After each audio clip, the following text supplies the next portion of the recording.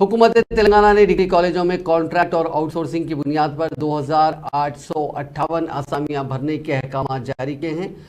जिन post को भर्ती किया जाएगा उनमें लेक्चरर्स की 527 जायदादें, TSKC फुल टाइम मेंटर्स की 50, गेस्ट फैकल्टी की 1940, सीनियर असिस्टेंट के 29, डाटा एंट्री ऑपरेटर्स की 31, स्टोर कीपर की 40, जूनियर स्टीनो की 1, रिकॉर्ड असिस्टेंट की 38, म्यूजियम कीपर की 7, हर्बेरियम कीपर की 30, मैकेनिक की 8 और ऑफिस सबॉर्डिनेट की 157 जायदादें हैं। इन सभी जायदादों का टेन्योर 31 मार्च 2024 तक होगा। हुकूमत ने कहा कि भर्ती का अमल शफाफ और मुनसिफाना तरीके से किया जाएगा।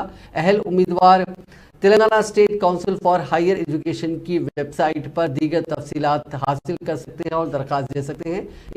इन असामियों के लिए दरख्वास्त देने की आखिरी तारीख 15 जुलाई 2023 है।